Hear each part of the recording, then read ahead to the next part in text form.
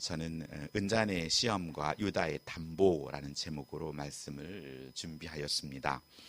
성경은 해가 지도록 붐을 품지 말라 하며 속히 화해하라 라고 말합니다. 화해에 꼭 필요한 조건들은 첫째, 화해를 청하는 것입니다. 하나님께서 먼저 최고의 대가를 지불하시면서 인간에게 화해를 청하셨습니다. 어떤 이들은 자기는 아무개와 화해할 마음이 있기는 하지만 저가 먼저 말하지 않는데 왜 내가 먼저 말해야 하나 하고 생각합니다. 다른 사람도 똑같은 생각입니다. 이 같은 마음은 하나님의 마음이 아닙니다. 미리 믿는 자가 먼저 손을 내밉니다. 하나님께서도 주신 마음은 내가 먼저 화해를 청하는 것입니다. 오늘 본문에 등장하는 요셉과 그의 형들은 22년간이나 회하지 못한 자들입니다. 하지만 오늘 본문을 통하여서 그들은 화해의 길로 접어들게 됩니다. 하지만 오늘 첫 등장은 오늘 본문이 길지만은 44장으로부터 보면은 이제 예전에 요셉의 상황과 형들의 상황은 역전이 되었습니다. 오늘 요셉은 애굽의 총리가 되었고 그의 꿈처럼 형들이 자신 앞에 무릎을 꿇습니다. 이제 예전의 요셉이 아닌 그에게 힘, 권력이라는 게 주어졌습니다. 그때에는 형들이 그 숫자들이 권력이었고 또 힘이 권력이었다면 이제는 명실상부하게 이제 애굽의 총리가 된 요셉. 요셉은 형들에게 정탐꾼이라고 누명을 씌우더니 이제는 시므온을 인질로 잡고 베냐민을 은잔 도둑으로 누명을 씌웁니다. 왜 이런 걸까요? 아버지 심부름으로 형들의 안녕을 살피러 먼 길을 마다하고 본인은 형들을 찾아갔지만 결국 형들은 요셉을 웅덩이에 빠뜨리고 죽이려고 하고 결국은 은 20의 미디안 상인에게 팔아버렸습니다. 애굽의 노예로 13년의 시간을 보낸 것에 대한 복수일까요? 요셉의 입장에서는 그럴 만도 합니다.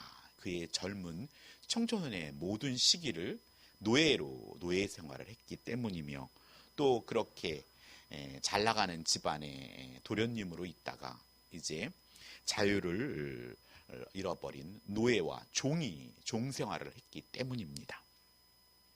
권력자의 위치에서는 정직한 사람도 도둑으로 몰아갈 수 있는 것이 이 세상입니다. 도둑의 누명을 쓴 자는 억울하고 고통스러워도 우리는 하나님의 신원하심을 바라며 기다릴 뿐입니다. 억울한 일도 생기고 또 힘든 일이 생깁니다. 요셉은 아버지의 정직한 심부름꾼 역할을 했지만 형들에겐 자신을 잘못한 점을 아버지에게 고자질하는 정탐꾼으로 보였다는 것입니다. 항상 어떤 일을 하면서 사람들이 각자 자신의 기준이 된다면 상황은 예상하지 못한 방향으로 전개됩니다. 집도 가장을 중심으로 하여서 마음이 하나 되면 괜찮지만 서로 각각 다르게 행동한다면 그 가정은 올바르게 이끌어지지 않을 것입니다. 교회도 마찬가지고 나라도 마찬가지입니다. 여러분이 만약에 권력과 힘을 갖는 이유는 무엇입니까? 그 권력이라 하면 세상 사람들은 어떤 대통령이 되고 또 국회의원이 되고 이렇게 권력을 갖게 됩니다. 저도 예전에 회사 생활을 할 때 어떤 국회의원 집에 항상 불러요. 가서 자기 집에 제품들을 회사 전자제품으로 세팅하고 자신이 원하는 것을 꼭 자기가 주인처럼 그렇게 해서 항상 위에 상사들이 콜을 하면 연구원인 저는 항상 국회의원 집에 가서 전자제품들을 고쳐주고 또 새롭게 세팅했던 기억이 있어요. 그 집의 아파트는 속 알맹이를 싹 걷어내고 대리석으로 세팅을 하고 정말 겉은 똑같은 아파트인데 알맹이는 이런 아주 호화롭게 그렇게 했던 것을 볼 수 있었어요. 권력이라는 걸 갖는 이유는 물질도 들어오고 여러 가지가 들어오기 때문에 사람들은 이 권력을 탐하는지 아닌가 싶습니다. 직장에서나 또 우리가 있으면 지위가 올라가고 밑에 부하 직원들이 생기고, 교회에서도 먼저 온 사람들은 또 나중에 오는 사람들이 생기고, 이렇게 마련입니다. 자신이 생각하고 또 자신이 생각한 유익한 방향으로 이끌기 위함이라면 이 권력은 분명한 폭력이 되고 맙니다. 요셉의 형들은 정탐꾼으로 몰아갔고, 시므온을 인질로 잡고는 정탐꾼이 아니라면 동생 베냐민을 데려오라고 합니다. 요셉의 측면에서는 계획된 것이었지만 그것을 당하는 형들의 입장에서 보면은 두려움이었고 앞으로 어떻게 전개될지 모르는 그런 극한 상황들이었습니다. 왜냐하면 그들은 먹고 사는 일, 곡식과 또 자신의 형제들의 생명이 달린 일이었기 때문입니다. 정탐꾼이 아니라고 하지만 들어주지 않습니다. 어쩌면은 이렇게 정의는 힘이 있는 자의 편에 있는 듯합니다. 할 수 있는 것이라고는 그냥 그 권력이 시키는 대로 할 수밖에 없는 상황이었습니다. 요셉의 형들은 어렵게 베냐민을 데려오게 되고, 함께한 식사 자리에서 요셉은 웬일인지 애굽의 총리가 자신의 막내 동생인 베냐민에게 자신이 주는 음식보다 5배나 음식을 더 줍니다. 요셉이 또 자신의 동생인지 알지 못하는 형들에게는 무슨 일이지 의아해했지만 어떻게 토를 달 수도 없는 상황입니다. 이렇듯 사람들에게는 마음이 가고 또 물질도 더 주고 싶은 것이 사랑이 가는 사람이 있습니다. 그건 자연스러운 마음입니다. 그렇다면 증오도 그렇습니다. 요셉에게 있어 베냐민에게 5배 더 주고 싶은 그런 형들이 있다면 10명 중에 분명히 좀 더 불편한 사람도 있다는 것입니다. 모든 형들이 합의하에 웅덩이에 빠뜨렸지만 큰형 르우벤은 요셉을 죽이지는 말자 하고, 또 아버지 야곱에게 또 그 요셉을 돌림으로 말미암아 자신의 잃었던 장자권을 회복하려는 계략이 숨어져 있었고, 또 이에 넷째 형 유다는 장자권이 큰형에게 넘어가는 것을 않도록 그는 재빠르게 잔머리를 굴려서 미디안 상인에게 요셉을 팔아버렸던 인물입니다. 모두가 그들은 장자권을 두고 싸우고 있는 것입니다. 그 시대의 장자권은 부와 권력이었습니다. 금수저였죠. 오늘 요셉은 자신이 청지기에게 자료의 양식을 운반할 수 있을 만큼 가득 채워주고, 또 그들이 가져온 각자의 돈을 다시 그 자리에 넣고 베냐민의 자리에는 요셉의 은잔을 넣게 하였습니다. 아침에 요셉의 형들은 곡식과 또 인질로 잡혔던 시므온과 아버지가 그렇게 염려하였던 베냐민도 함께 모두가 무사히 곡식을 들고 아버지와 가족이 있는 집으로 향하게 됩니다. 이렇게 하면 해피엔딩입니다. 얼마나 좋습니까? 그런데 성읍을 떠나갈 쯤 멀리서 군사들이 달려옵니다. 요셉의 형들은 뭔가 불길한 예감을 직감했을 것입니다. 그들은 긴장하면서 그들을 맞이합니다. 그 중에 요셉에 가까이 있던 청지기는 다짜고짜 너희가 어찌하여서 선을 악으로 갚느냐 하며 너희들이 주인의 아끼는 은잔을 도둑질하지 아니하였느냐라고 말합니다. 여기서 말하는 은잔이라는 애굽에서 그 은잔을 가지고 점을 치는 데 사용했던 것입니다. 하지만 요셉이 그걸 가지고 점을 쳤다고는 볼 수 없고 그 상황 속에 그렇게 은잔을 표현하고 있는 것입니다. 요셉의 형들은 억울했습니다. 우리는 결탄코 은잔을 가져가지 않았습니다. 예전에 곡식 자루에 있던 돈도 우리가 가져왔는데 우리가 은잔을 도둑질하겠습니까? 혹 우리 중에 은잔이 발견된다면 그는 죽을 것이고 우리 모두는 내 주의 종들이 되겠습니다. 라고 자신들의 결백을 주장합니다. 청지기는 은잔이 발견되는 자만 종이 되고 나머지는 연대 책임을 묻지 않겠다고 합니다. 요셉의 형들은 결백했지만 권력에 의해 계획된 것을 그들은 피해갈 수가 없습니다. 세상은 어쩌면 공평하지 않아 보입니다. 이렇듯 힘 있는 사람은 정직한 사람도 도둑으로 몰아갈 수 있는 것이 세상입니다. 요셉의 형들은 짐은 나귀에서 다시 내려지고 곡식 자루를 하나씩 풀어보게 됩니다. 무슨 로또 벗기는 거가 아니라 이제 당첨되는 것처럼 한 사람 한 사람 곡식 자루를 열어보게 됩니다. 곡식 자루를 풀 때마다 그곳에 가져왔던 돈들이 있습니다.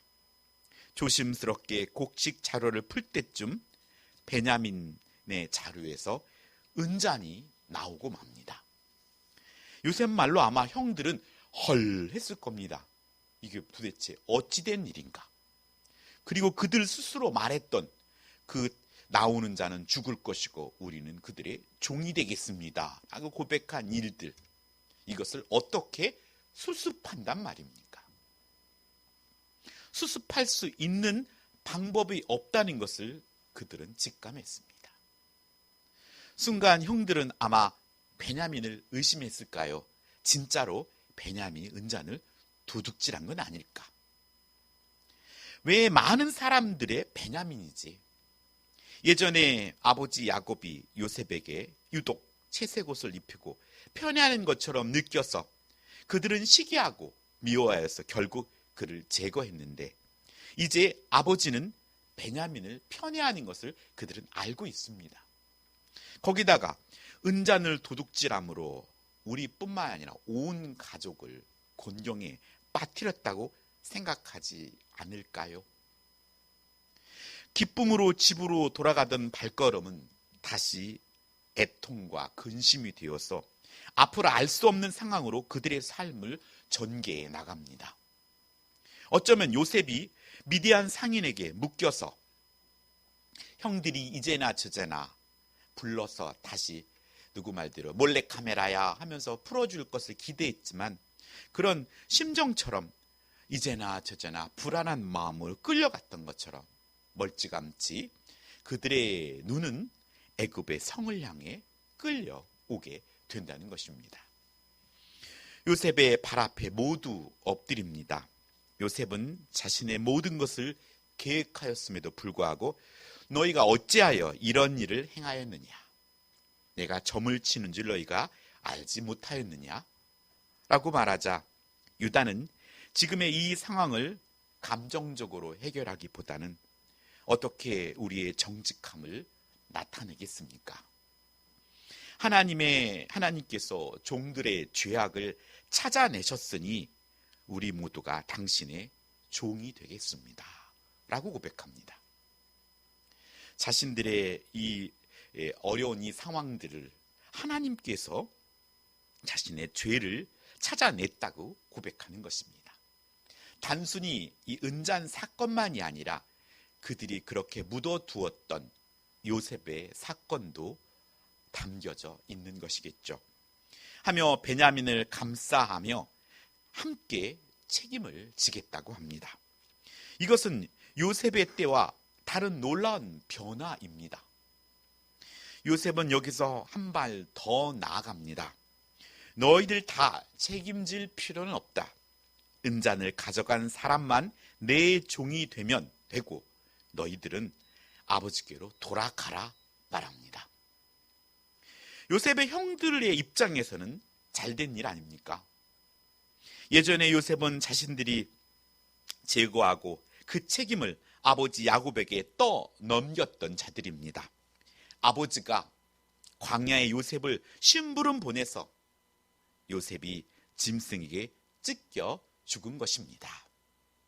하며 그 아버지 야곱은 울면서 다른 사람들의 위로를 받지 않았던 것처럼 그렇게 슬퍼했습니다. 그렇게 떠넘겼던 요셉의 형들. 그런데 이제는 죄책감을 가질 필요 없이 베냐민이 은잔 도둑으로 애굽의 종이 되는 것이니 요셉의 형들은 책임감에서 피할 수 있지 않습니까? 그 일의 바로 주동자가 유다였습니다. 그런 유다가 그 상황을 그렇게 내버려 두지 아니하고 유다는 요셉과 대화를 시작합니다. 유다는 요셉을 바로와 같다고 칭찬하며 아우가 다시 아버지께로 돌아가지 못하면 우리 아버지는 슬퍼하며 수울로 내려가게 됩니다 하며 요셉을 설득합니다. 그리고 유다는 아버지의 생명과 아이의 생명이 서로 하나로 묶여 있기에 아버지께로 돌아갈 때 동생 베냐민을 데리고 가지 못하면 아버지는 아이의 없음을 보고 죽습니다. 우리 아버지는 죽습니다. 우리 아버지가 흰 머리로 슬퍼하며 돌아가시는 것을 차마 저는 볼 수가 없습니다. 제가 베냐민을 이곳으로 데려올 때 아버지께 약속했습니다. 베냐민 대신을 하여 제가 담보가 되기로, 그러니 저를 베냐민 대신 주의 종이 되게 하고 베냐민은 내 아버지께로 올라갈 수 있게 해 주십시오 라고 간청을 합니다. 눈물을 흘리며 애원하는 유다를 보며 요셉은 그의 정을 억제하지 못하고 사람들을 무르고 큰 소리로 울었다고 성경은 기록합니다. 얼마나 참았다 울었던 그 울음인지, 아마 22년 동안을 아마 참았던 울음이었는지 그 울음소리가 애굽 사람에게 또 바로의 궁중에까지 들렸다고 성경은 기록합니다. 요셉은 감정을 억누르며 하나님의 인도하심을 따라 기도한 대로 행했던 것입니다. 기도 따로 행함 따로가 아니라 기도한 대로 행한다는 것은 우리가 신앙생활을 하면서 성숙한 자가 할 수 있는 일입니다. 요셉은 형들의 성품을 최종적으로 시험했습니다. 요셉이 정을 억제하지 못하는 그 눈물을 머금고 하나님의 자녀는 이것처럼 하나님께서도 하나님의 자녀들을 훈련하신다는 것입니다. 조그만 아기가 걸어가다가 바로 넘어집니다. 부모는 얼른 뛰어가서 그 자녀를 일으키는 것이 쉽습니다. 하지만 내버려 둡니다. 자기 스스로 다리를, 무릎을, 흙먼지를 털고 일어날 그 자녀를 기다리는 것, 그것이 더 어려운 일입니다. 오늘 우리도 자녀를 말씀으로 양육할 때 얼른 뛰어가서 그 문제를 해결해 주는 것 쉽습니다. 하지만 좀 더 기다리고 하나님이 간섭하셔서 스스로 일어날 수 있도록 그 뒤에서 기도하며 기다려주고, 또 이렇게 하는 건 어렵지만 그건 분명히 그 이후에 그 자녀로 하여금 하나님을 더 깊이 만날 수 있게 해주는 지혜로운 방법일 수 있습니다. 형제들에게 정탐꾼 누명을 씌웠던 것처럼 베냐민에게 도둑의 누명을 그들은 씌웠습니다. 그 시험은 형제들에 대한 복수심이나 증오심이 아니었습니다. 오히려 그 형제들을 진실로 사랑했기 때문에 그 두 가지 목적을 가지고 엄격한 시험을 했던 것입니다.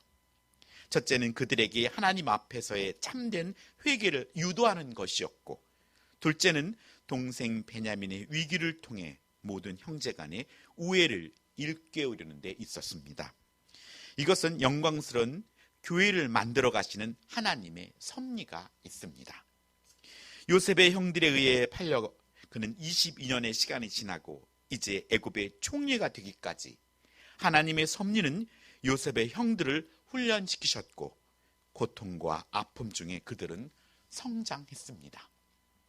해서 요셉은 엄격한 시험을 요셉의 형들은 모두 통과했던 것입니다. 우리도 유다가 그의 형들이 받았던 엄격한 시험을 치르고 있는 중입니다. 우리의 최종 종착은 결국 하나님의 나라이기 때문입니다. 우리는 결과가 좋으면 그 과정을 좋게 평가합니다. 하지만 그 결과가 좋지 않으면 그 과정도 좋게 평가할 수 없는 것이 우리들의 마음입니다. 하지만 저와 여러분은 알고 있습니다. 우리들은 영원한 생명, 천국 백성임을. 분명 결과는 정해져 있습니다. 성공, 하나님 나라 백성. 그러니 지금 우리가 살고 있는 이 과정은 분명 우리가 그 이후에 봤을 때는 귀한 연단과 하나님의 훈련의 기간이었고, 우리가 어렵고 정말 힘들어 두 손을 번쩍 들었지만 하나님이 함께 하셨던 시간임을 그 이후에는 분명히 깨닫게 될 것입니다. 오늘 우리는 이 말씀을 통하여서 첫째, 사랑으로 하나 되어야 한다는 것입니다.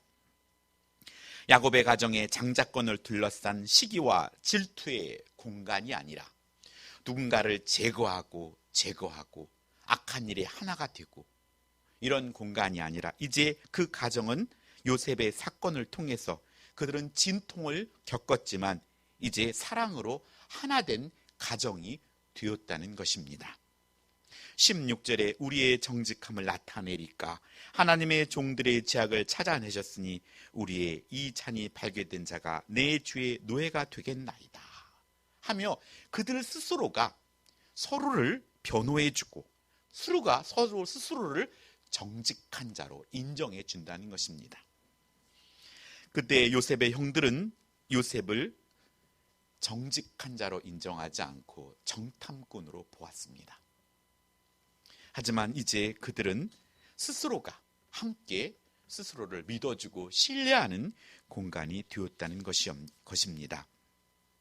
형제들은 베냐민이 공경에 빠졌지만 그의 정직성을 믿어주었고 또 함께 책임을 지는 모습을 보입니다.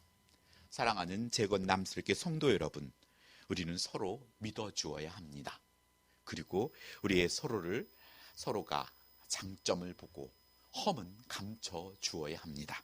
그것이 가족입니다. 그것이 식구입니다.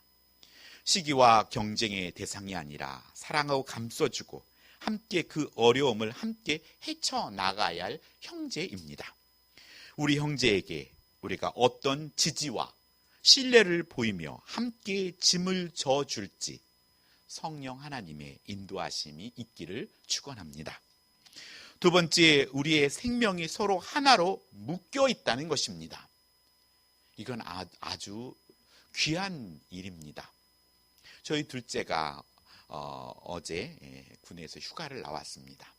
자녀는 핏줄로 연결되었지만 우리는 그보다 더 진하고 긴 영원이란 시간 속에 예수 그리스도의 보혈로 묶여져 있다는 사실을 우리는 명심해야 합니다.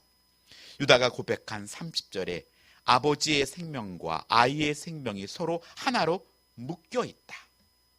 이런 인식이 우리에게 있어야 합니다. 어머니 태 속의 아이가 어머니의 탯줄로 하나로 묶여 있듯이 하나님 아버지와 우리는 예수님의 십자가의 보혈로 묶여 있음을 믿으시기 바랍니다. 이 묶여 있음은 결코 여러분의 자유를 빼앗는 것이 아닙니다. 태 속의 아기가 탯줄로 묶여 있다고 그게 자유를 제한하는 것이 아닙니다. 왜냐하면 그 탯줄을 통하여 모든 영양분을 공급받고 있기 때문입니다.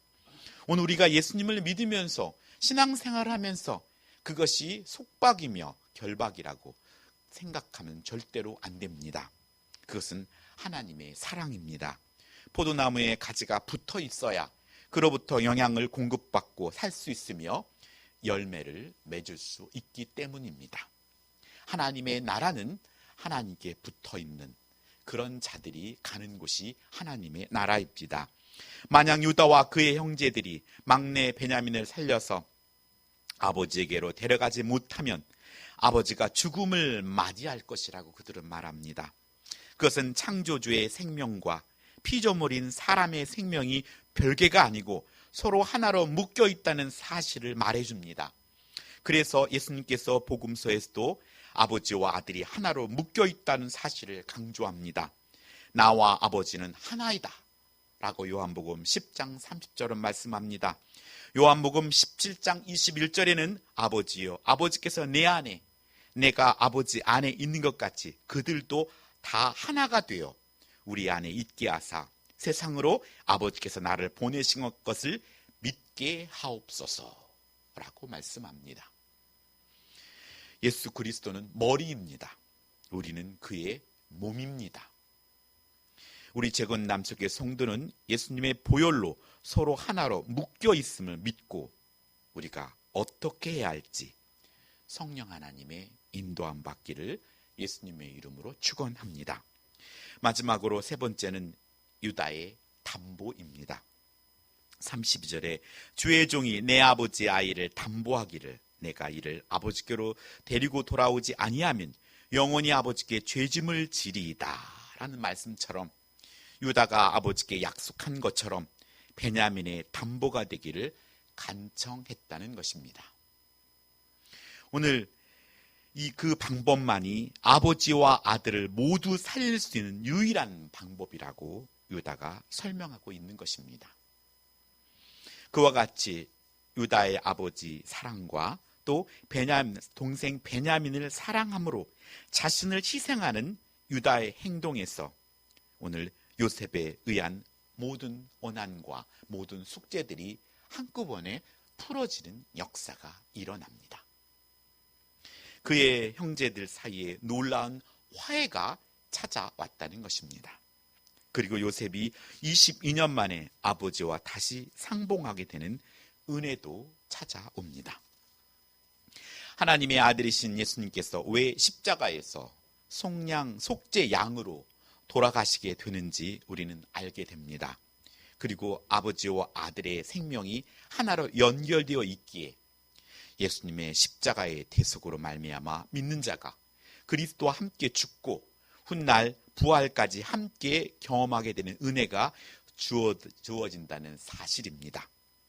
또한 예수님께서 십자가에 못 박혀 죽으시고 3일 동안 하나님과의 단절, 그것은 우리의 지체가 하나가 끊어지는 아픔입니다. 여러분 몸에서 한 부분이 잘려져 나가는 것이 얼마나 고통스럽겠습니까? 그것이 예수 그리스도의 십자가의 죽음이었습니다. 한 번도 아버지 하나님과 떨어져 본 적이 없는데 우리 인간을 위해서, 나와 여러분을 위해서 십자가에서 고난과 고통 중에 죽으셨고 그 하나님께서 떨어졌던 그 3일의 고통은 우리가 짐작할 수 없는 고통인 것입니다. 오늘 우리들에게도 자녀들은 그렇게 여겨집니다. 잘려져 나간다는 것은 너무나 큰 고통입니다. 자녀를 잃은 부모의 고통이 상상할 수 없는 고통이듯이 말입니다. 예배를 통하여 주시는 말씀에 우리는 아멘하고 그 약속을 신실하게 지킬 수 있기를 바랍니다. 그것이 바로 유다가 지는 책임이었습니다. 그 아버지께 약속했고 그 약속을 지키기 위해서 자신을 희생하겠다는 것입니다. 주님은 그 약속을 지키기 위해서 겟셋마네 동산에서 기도하셨습니다. 스스로의 자유를 포기하고 아버지와 동생의 생명이 연결되었다고 고백하며 자신의 동생의 담보가 되길 결단하는 유다는 예수님을 예표하고 있습니다. 형제를 향해 마음껏 일할 수 있도록 길을 열어주고 격려하고 그 책임을 내가 지겠다는 성숙한 리더가 되기를 축원합니다. 요셉은 벅찬 감정과 눈물을 흘리며 그 형들 앞에 이제 스스로 자신을 드러냅니다. 형님들, 나는 요셉입니다. 아버지가 아직 살아계십니까?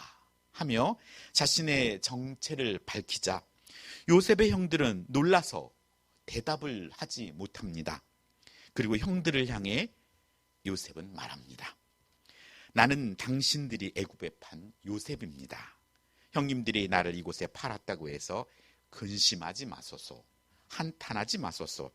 하나님의 생명을 구원하시려고 나를 형님들보다 먼저 보내신 것입니다. 아직 2년의 흉년이 지났지만 5년이나 남았습니다.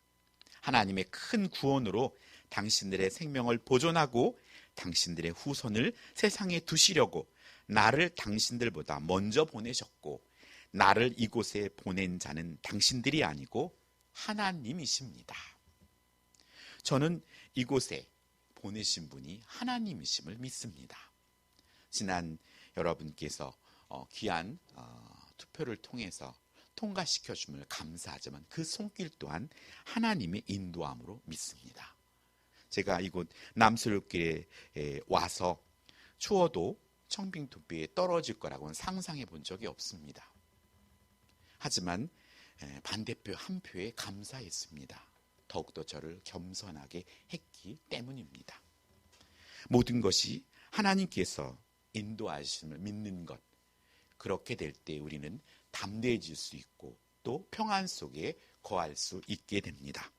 내가 만난 가족, 내가 만난 아내와 남편, 자녀, 또 내가 보내주셨던 교회, 또 내가 함께하는 모든 사람들, 하나님께서 그곳에 그 자리에 보내주셨다는 사실을 우리는 믿어야 합니다. 분명 그랬기 때문입니다. 지금 있는 곳이 우연이 아니라 하나님이 누군가를 구원하시기 위해 보내셨음을 믿으시기 바랍니다. 나를 이곳에 보낸 자는 당신이 아니고 하나님이십니다. 이런 놀라운 고백이 여러분에게 있기를 원합니다. 하여서 여러분이 있는 그 공간이 용서의 공간이 되고 또 흉년의 때에 생명을 보존하는 곳이며 이후에 그를 통하여 이스라엘 백성이 민족을 이루는 그런 토대가 되었다는 것입니다. 그래서 이번 한 주간도 성령 하나님께서 말씀을 통해 주신 그 감동들을 내가 할 수 있는 작은 일부터 실천함으로 말미암아 하나님이 기뻐하는 저와 여러분이 되기를 예수님의 이름으로 축복합니다. 기도하겠습니다. 하나님 아버지 감사드립니다. 저희들을 사랑해 주시고 저희들에게 가장 필요한 공간에 저희들을 보내주셨음을 우리가 믿고 감사하게 해주시옵소서. 왜 하필 나는 이런 곳에, 왜 하필 내가 이런 모습으로 이렇게 우리가 불만할 것이 아니라 시간 지나고 보니 모든 것이 하나님의 은혜요. 이곳에 나를 보내신 것은 형님들이 아니고 하나님이셨다고 고백했던 그 요셉의 고백이 저희들의 고백이 되게 하여 주시옵소서. 예수님의 이름으로 기도드립니다. 아멘.